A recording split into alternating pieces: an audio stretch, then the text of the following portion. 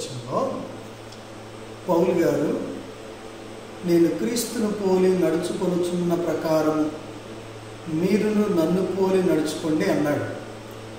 దానిని చాలామంది వేరుగా అర్థం చేసుకొని నేను క్రీస్తును పోలి నడుచుకుంటున్నాను, మీరు నన్ను పోలి నడుచుకోండి అని క్రీస్తుకు విశ్వాసులకు మధ్యవర్తులుగా నిలబడుతూ ఉన్నారు.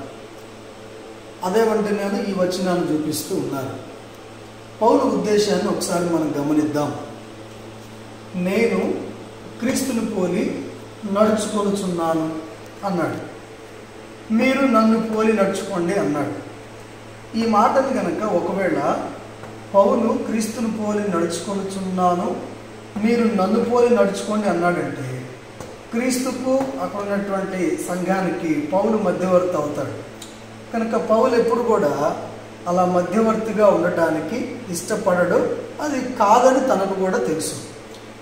అయితే మరి ఆయన అన్నటువంటి ఉద్దేశంలో ఇటు చూడండి, నేను క్రీస్తును పోలి నడుచుకొనుచున్నాను గనుక మీరు నన్ను పోలి నడుచుకోండి. అంటే నేను ఎలాగైతే క్రీస్తును పోలి క్రీస్తును అనుసరిస్తూ క్రీస్తు పైన విశ్వాసం ఉంచి క్రీస్తును వెంబడిస్తూ ఉన్నానో మీరు కూడా నాలాగా క్రీస్తును మాదిరిగా పెట్టుకోండి, క్రీస్తును పోలి నడవండి, క్రీస్తును గురిగా పెట్టుకోండి, క్రీస్తును వెంబడించండి అని చెప్తున్నాడు.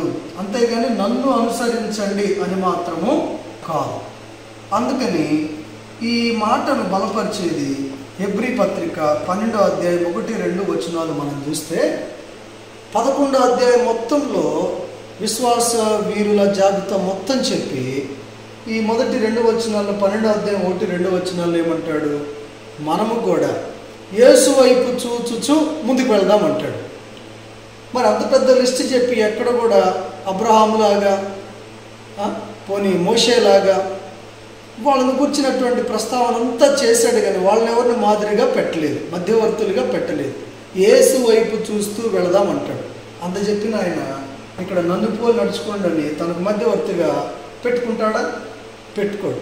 కనుక పౌలు ఉద్దేశం నేను ఎలాగైతే క్రీస్తును మాదిరిగా పెట్టుకొని నడుచుకుంటున్నానో మీరు కూడా అలా క్రీస్తును పోలి నడుచుకోండి అని చెప్తున్నాడే కానీ తనను పోలి నడుచుకోమని కాదు.